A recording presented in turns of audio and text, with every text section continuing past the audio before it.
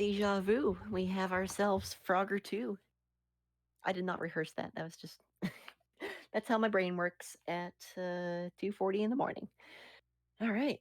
So first thing we're going to do here is show you the opening cutscene that should explain everything you could possibly need to know about this run. So here we go.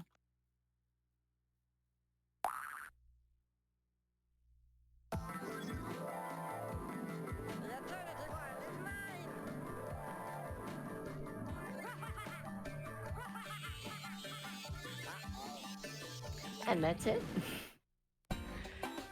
So, yeah, I'm definitely going to have to fill you in a little bit better than that as the game goes on. But, yeah, let's go ahead and get it started here. Without further ado, countdown in 5, 4, 3, 2, 1, and off we go. So essentially,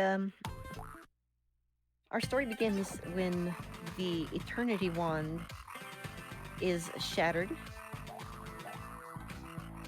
That's what we saw at the cutscene. First of all, I have to mention that there are 0 frame buffers in this game. So every one of my inputs has to be like as precisely on the frame as possible. So it's definitely a more restricting run. It feels a lot stiffer.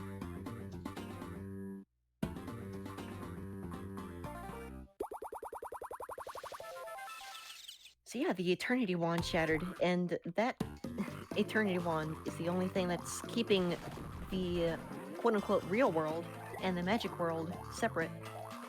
And so now that the Eternity Wand is shattered, the magic world is bleeding into Frogger's homeland of Firefly Swamp.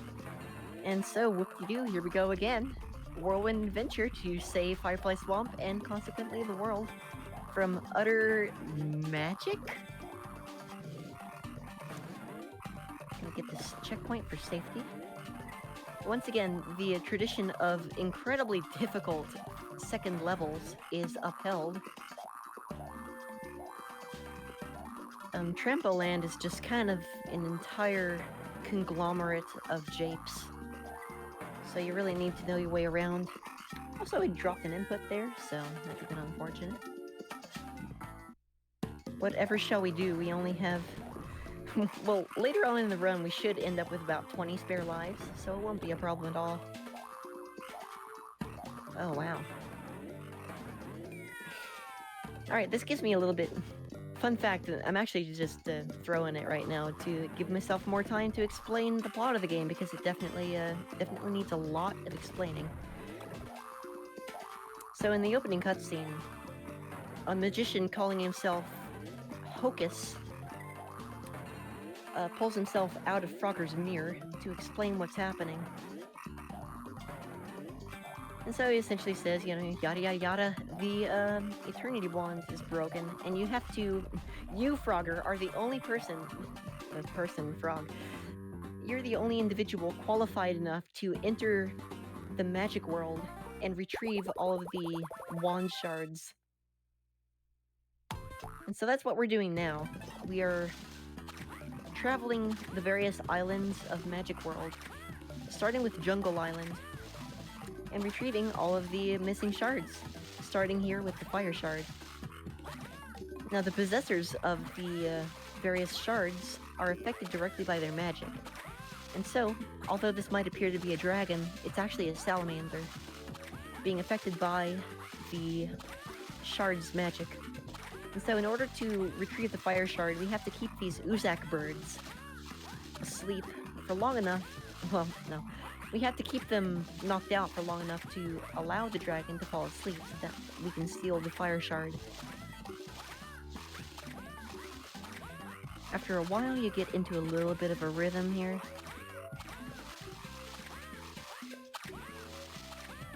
If you happen to shoot your tongue at the dragon, that's pretty much instant death, so you don't want to do that. Getting pretty bad RNG here.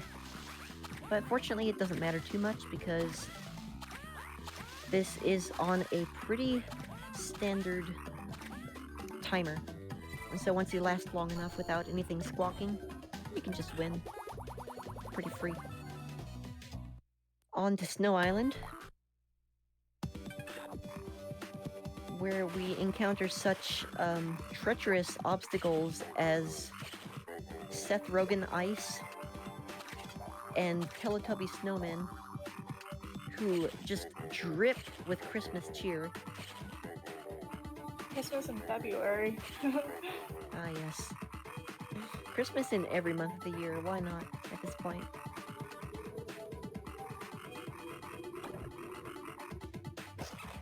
Did you get a chance to explain why you're collecting droplets? Well, droplets are kind of the collectible, the same way as coins in this game. However, they don't serve to unlock anything. They decided that DLC was not cool in this game, so instead, collecting 20 droplets gives you an extra life. So it's not exactly important to collect droplets, but it's good marathon safety, and if it doesn't waste any time, I just do it for the fun of it. This level reminds me a lot of Goblin Caverns 2. Here's a little skip right at the start. Let's see, what else do I want to mention? Oh yeah, Frogger's Tongue has far more utility in this game than Temple of the Frog. You know, first of all, it extends for a good 3 tiles. It can also be used to knock out birds. It can be used to grab things, you know, from distance. It can be used to flip pull switches, such as what we're doing right now.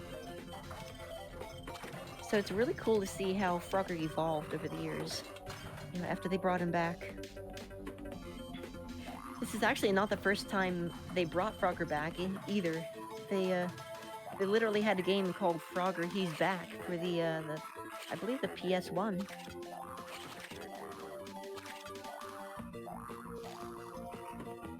This is one of the more challenging levels, so I might fall silent a few times. However, donations or anything like that don't distract me, so feel free to pop right in there if you have anything. We've got $10 from Scarthy saying, best of luck with the runs and randos.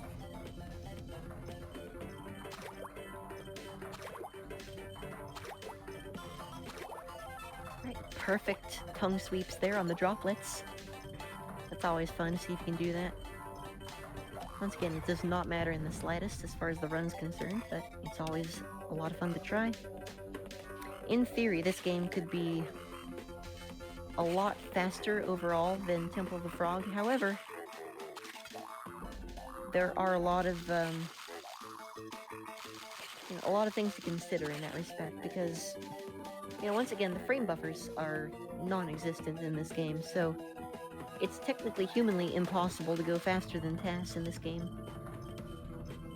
However, I think as far as a TAS would go, I think this would be an ideal candidate, personally, because it is such a rapid...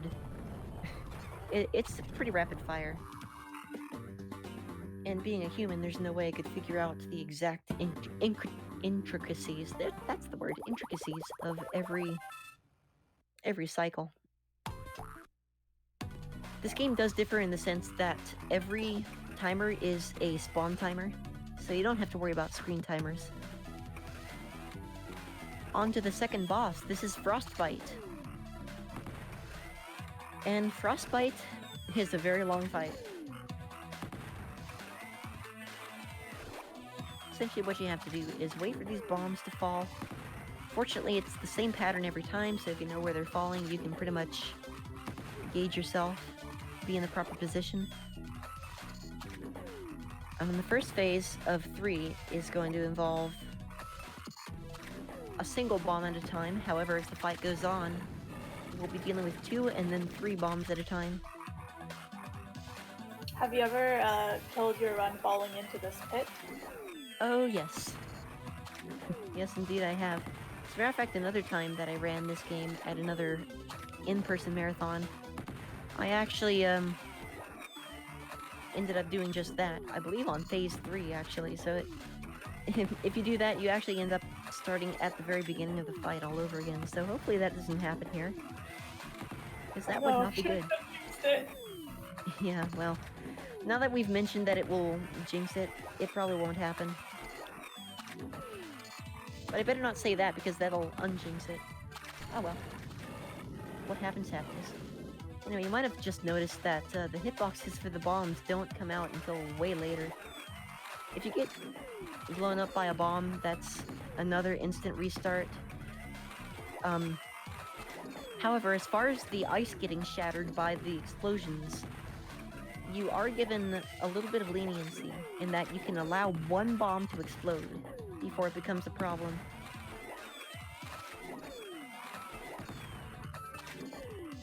However, if two bombs shatter, you are doomed.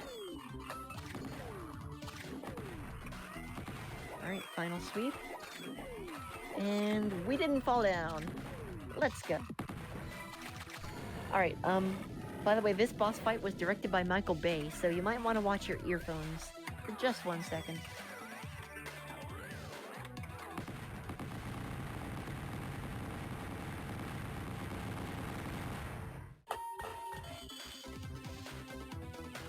Alright, moving on to Volcano Island. This is probably my least favorite island. Mainly because there's so many tight cycles to make. I'm gonna do my best here, but don't be surprised if I end up dying a few times. Okay, that's the first one down.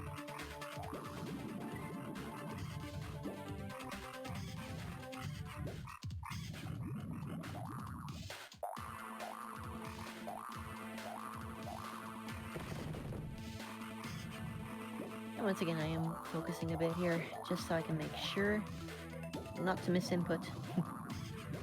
It's easier than you would expect. Now's probably a good time to, oh yeah, by the way, the enemies in this area are a little strange. Namely, gummy bears. I don't know why, so don't ask. But literally anything else, feel free to ask me about this game. In the chat, I will be taking questions for the next, like, several levels. There's not that much to talk about. At least for the time being. I know you run quite a few Game Boy games. What are you working on now? Yeah, well, man, it's tough to say, actually. Let me get through this.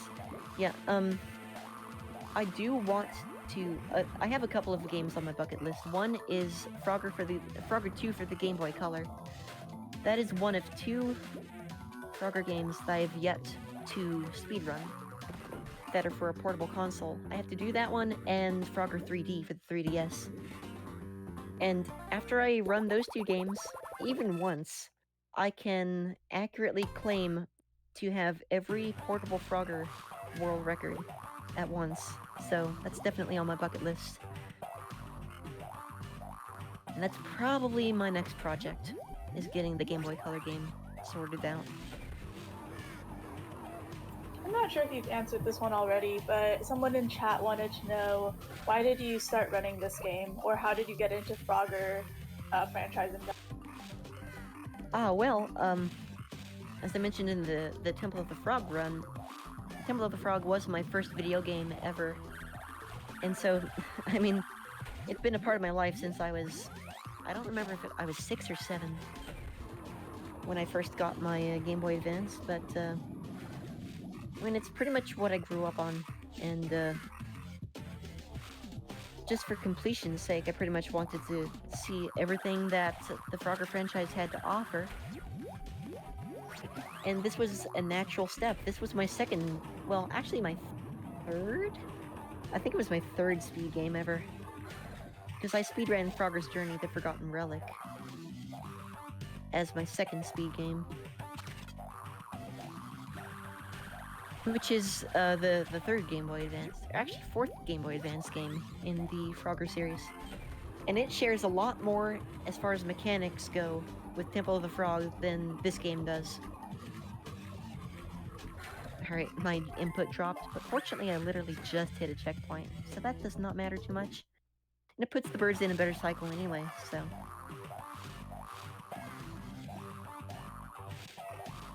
But yeah, I got into this game specifically because, well, I mean, it's Frogger, and once again, Frogger's kind of my shtick. I actually met Shasta here in chat from watching his Lost Wand run. He's the only other person to run this game. And, I thought it was really cool to see, and I was like, hey, I want to try this. And so I did. And I currently have record at something like 29 minutes, 57 seconds. Which is pretty cool. Right here I'm going to super hop to align myself. I super hopped a little bit too early there. I want to align myself with the grid. Oh no. I just hit the elevator and it locks you in, so we're gonna be waiting a little bit, but this gives me an opportunity to explain what I'm doing here. The fireball hitboxes on these pillars are absolutely insanely large. And so I want to... If I were to just simply hop off of this platform and onto safety, onto safe ground, the platform would continue dragging me into the fire. And so what I want to do is super hop and snap myself to the grid so that I don't get dragged into the fire there. It's happened 8 out of 10 times if I don't super hop there. I'll just get burnt. Super, super strange. Alright, so we're almost at the most significant instance of RNG in this run, which is Fiery Guardian. We're going to be using the ice shard that we picked up in the previous world to nullify his, shenanigans, I'm going to call them. To put it very mildly. Okay, we have this seed. There's a handful of seeds that you can get in this fight. And this is one of the faster ones. The ice shard is going to appear at random on one of these platforms. Which, by the way, are incredibly jank. And it's very, very difficult to stay, like, off of the lava if you're not well-versed. Because of that same grid system I just talked about. It's like the game actively tries to push you into the lava. It's pretty nasty. But, yeah, as long as... Oh, man, I was just there. As long as you can kind of stay one step ahead of the shard, you're good. And that was a very good fight. Good, clean fight. I apologize. That definitely did not look easy. Sorry, go ahead. Yeah, it's super weird, and you can easily just lose X number of seconds on it. But yeah, sorry about your eyes throughout that entire world. Like, and if you need to apply some eyes packs, then feel free. But it is not eye candy, I will tell you that much. Okay, so we are currently on Haunted Island, where all of the monks live.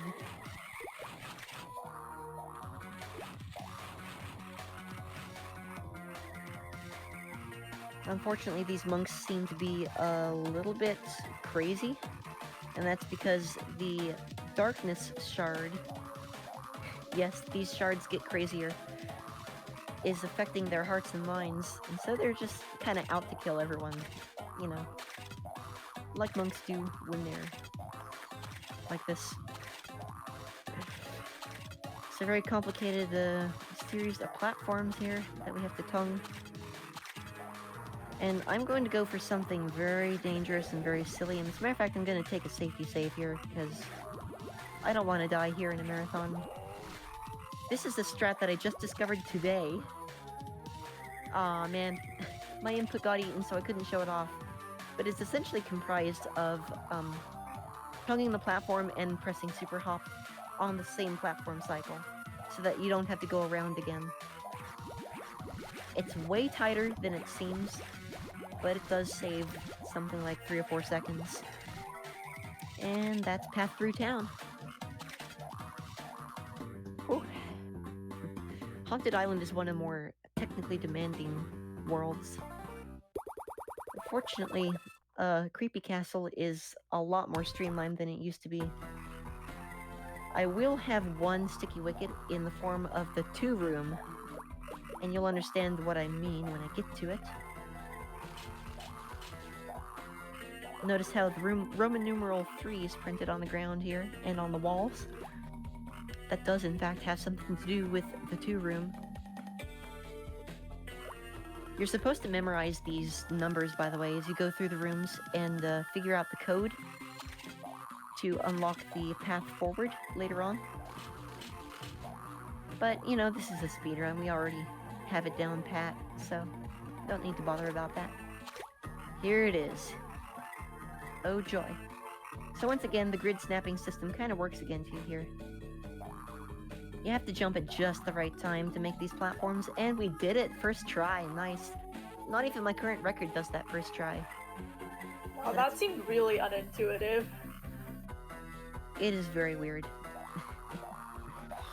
But what's weird is that if you jump while they're aligned, they will misalign and just kind of throw you down the pit. It's at just the wrong speed for it to make sense.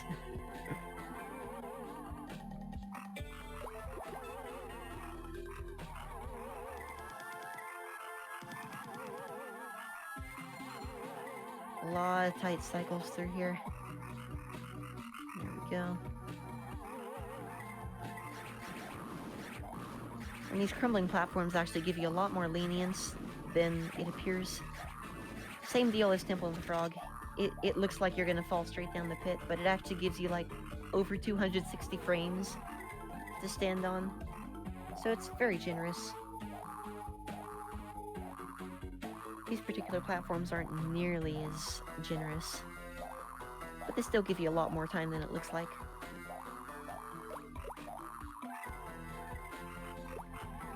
We're fast approaching... Oh yeah, this is a very silly puzzle right here. You're supposed to look at the wall and see where the invisible platforms are. Very unintuitive. But we're fast approaching my favorite boss fight, which is Fright Flight. Which, I'm gonna offer a little bit of an epilepsy warning. It's not too bad, but still want to put it out there. So here's how this guy works. You're supposed to allow him to swipe multiple times, but you can trick him into swiping more than once on any one go. And that's what I'm going to try 3 times in a row here. I was a little late there. Okay, he only swiped twice. That's fine. So on phase 3, he's going to swipe 4 to 6 times, and I'm going to try to do the quick strats. Ah, there we go. I got 2 quick ones. There we go. Okay, he gave me good RNG there, so I didn't lose too much time. That was very close. And there we go. I just walked around the world. And it turns out this was a squirrel the whole time, being affected by the darkness of the shard.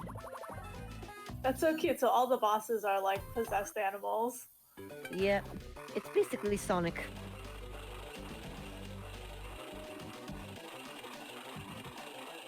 And there we go. Nice. I died twice in those robots as well in my world record run, so... Overall, this is a very, very clean run, I would say.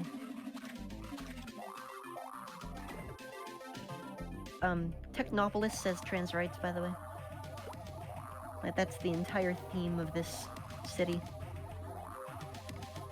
Imagine if a sister city to San Francisco existed called San Fran Transco. I mean, I'm sorry, but I'm not sorry. I thought of all of these earlier tonight while I was practicing. I'm gonna stop now, though. These conveyor belts work the same way as in Temple of the Frog, which is to say, it'll snap you to the grid, and it's very, very rude sometimes. Right here is the first of multiple turn hops that I have to do. I'm gonna do about a dozen of those in the upcoming segment. So I'm going to take a safety save right here. If I can do all these first try, that'd be great. If I can't, then more time to admire the pseudo-parallax. Okay, that's one death. Okay, I was not watching, so that's another one.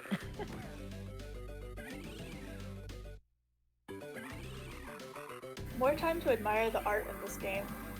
Oh yeah. It has some pretty nice art direction, I gotta say.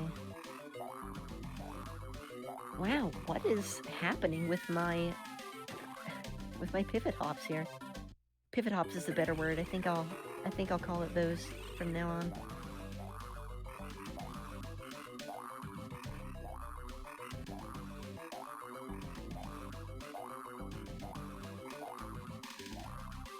There we go. First try. Let's go. Easy every time.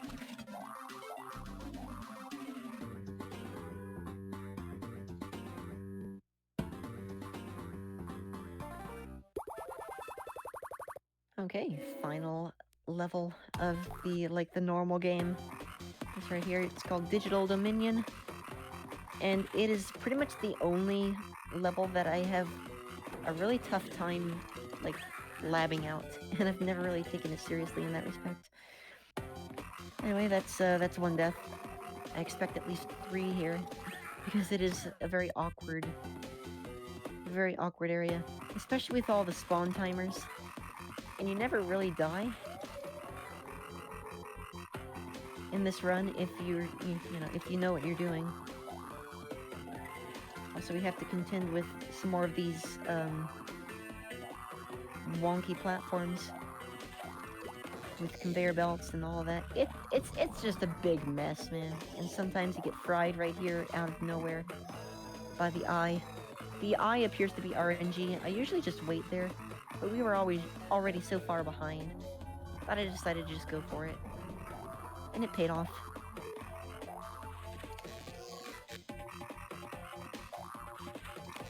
I don't even know what these things are. Are they like tiny Katamari princes, or... It looked like an egg with legs. Ah yes, the egg. Of course. Yeah, let me know what you think in the chat, because I have no concrete answer for what these are, or why they exist.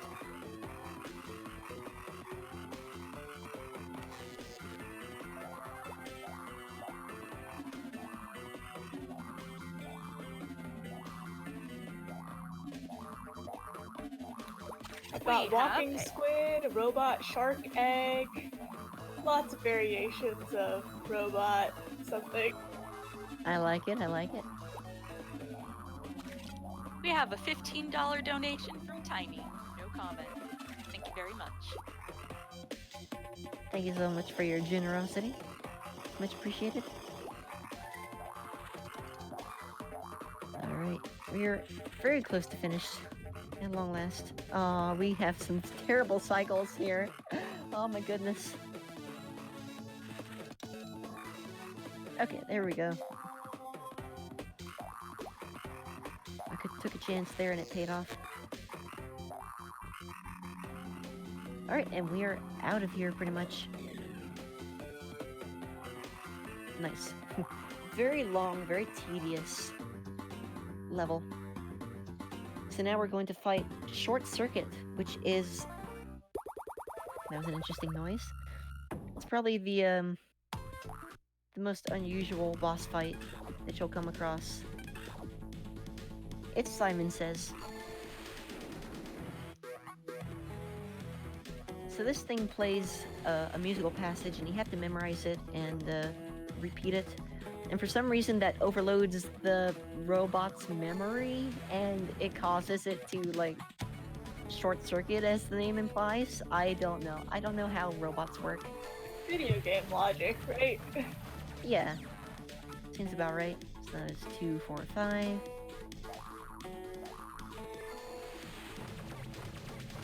3, 1, 2, 3. So this guy has a set pattern that he always does for your first fight. It's the same pattern every time. This is gonna be 1, 3, 5, 3, 2.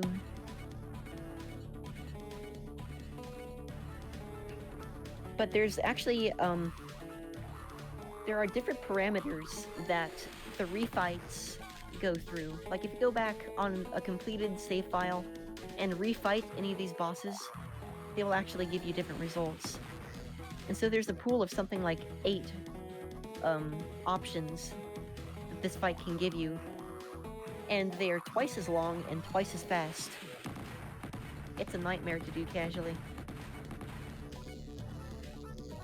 Alright, so here's a little bit of a plot exposure. The person who we thought was Hocus, that we were helping all along, his name is actually Pocus. He tricked us. The dastardly wizard. It turns out that he actually is the one who stole the Eternity Wand. That was a nice misinput there. He stole the the misinput. Yeah, he stole the misinput. So Pocus stole the Eternity Wand from Hocus, who is now imprisoned here in the Magician's Realm, called Magical Mix-Up in the game.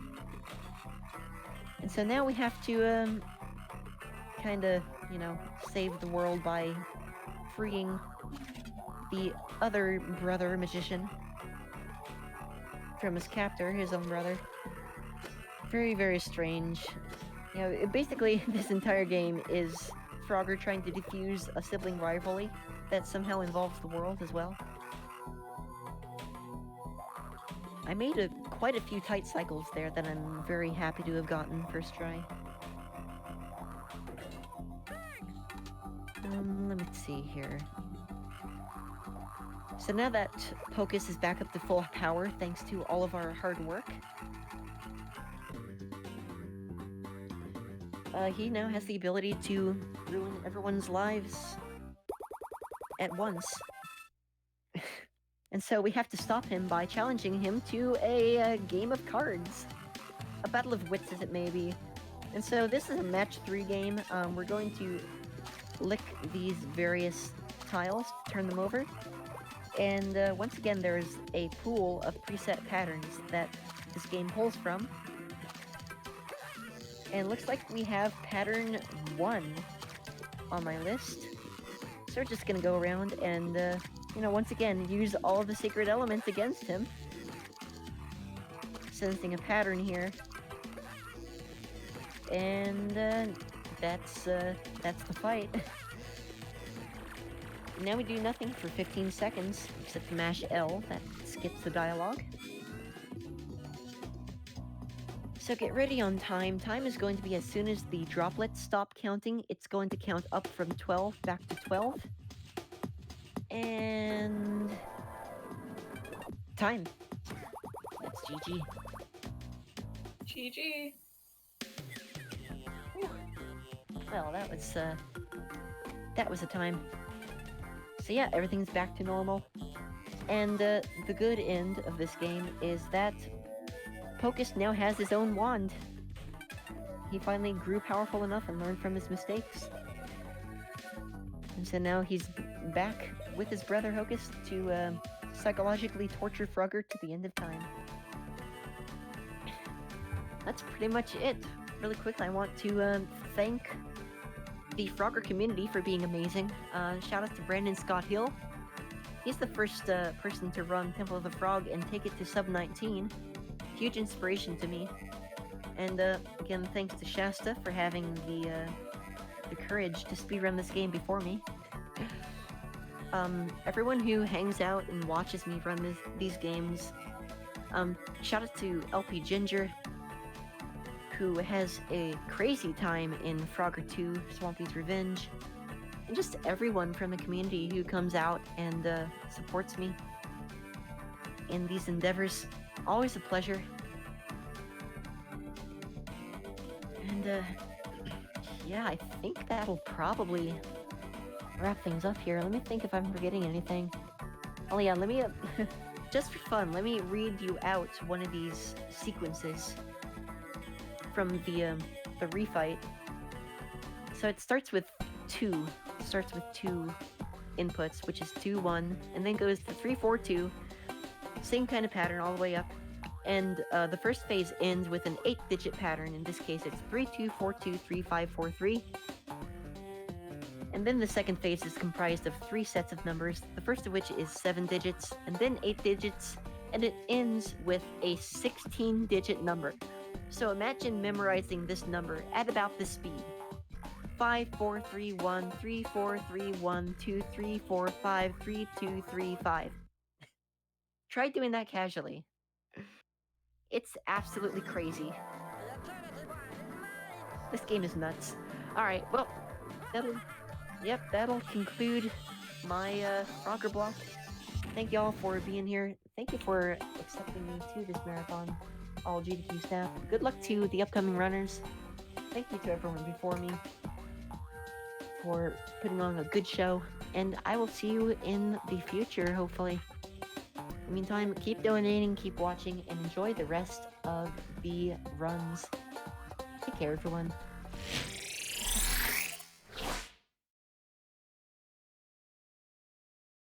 Thank you, WinnerBit, for those Frogger funsies. Coming up next, we have The Legend of Zelda Ocarina of Time MST Run. And we still have the bid war going on for the file name choice.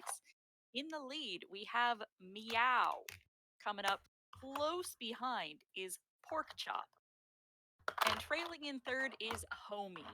So if you would like to influence what our link is named for that upcoming run, please consider donating.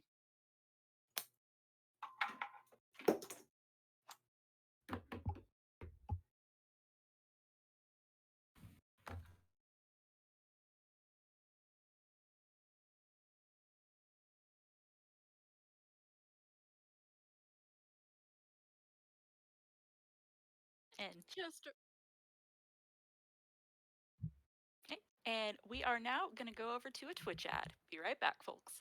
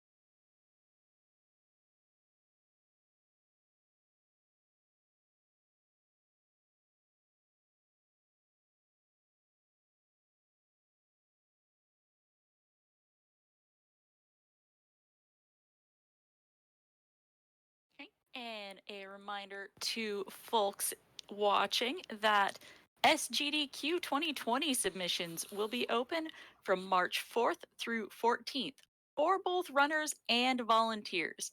you'll be able to submit at gamesdonequick.com.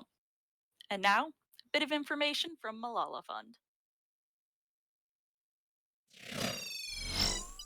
نحن جايين على الطريق كان طريق كتير صعب جبنا معنا بس قليل كتير من الأغراض وكبينا نص شنطة فالشي الوحيد اللي جبته معي هو هاد الدبدوب كتير غالي علي. This is a video series in which girls from countries around the world are sharing their stories and telling what matters to them. Hi everyone. أنا اسمي هدير. Hi friend, मेरा नाम आकांक्षा है. This is Roll Call.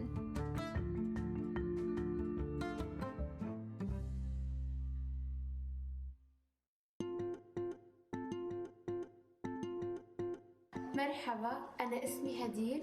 عندي 3 إخوات، أنا أكبر وحدة فيهم. هدولي مرحبا. يلا اشترك بهاي. هاي محلة. هون؟ ايه. أنا بالوقت الفاضي عندي بحب إني ألعب مع أخوي بهدول الكروت. بالأوقات العادية بنلعب فيه أنا وأخوي سوا وبنتسلى فيها. أنا ما عشت بحلب، عشت باللاذقية. رحنا على حلب، لما رحنا على حلب كان بلشت الأزمة.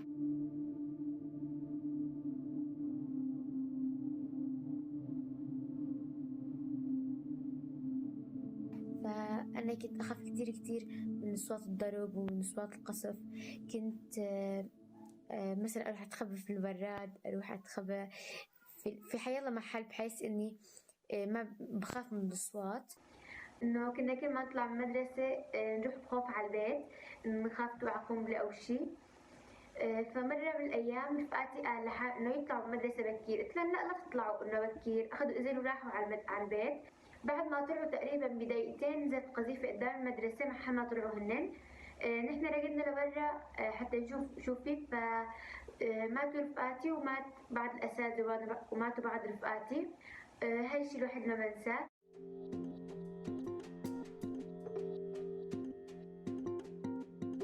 وهذا البيت كتير بحبه لأنه فيه رفقات كتير بالمدرسة. هلا احنا طلعنا من المدرسة ورايحين على البيت. أول شي بنحب نروح على الحديقة نحن بعد المدرسة. هاي الحديقة كلياتها بنجيب أكل وبناكل، نحل وظايفنا إذا بدنا بعد ما نرجع من المدرسة. أول مرة جينا على الحديقة أول ما سكننا هون في أنقرة. جيت على الحديقة أنا كنت بركع هذا المقعد عم بدرس. اجت هدير وبركت تدرس معي، بعدها تعرفنا على بعض. فأنا بحب هاي الحديقة لأنه في كتير أولاد ما بسوريا الأولاد كلهم ما بطلوا يلعبوا بالحدايق لأنه كله في قصف. فهون بفرح لما بشوف أولاد عم يلعبوا بالحديقة ورجعوا يلعبوا وينبسطوا.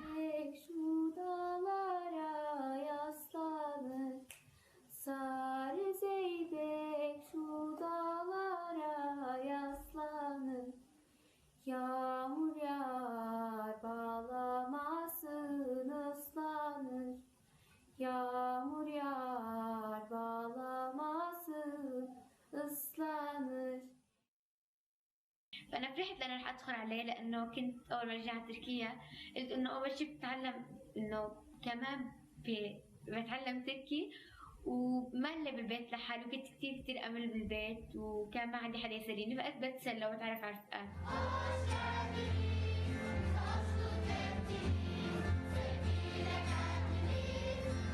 فتعرفت على رفقات وكان في عنا رفقات أتراك، رفقات عراقيين، رفقات سوريين ورفقات من كل البلاد. فتعرفت وتعلمت تركي زيادة.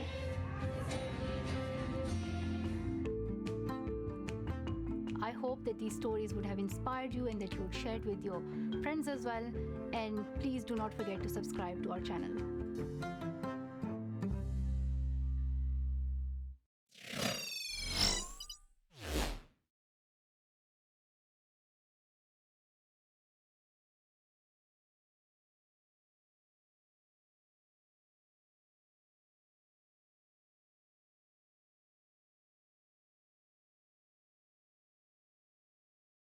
Okay, and now we are headed over to The Legend of Zelda: Ocarina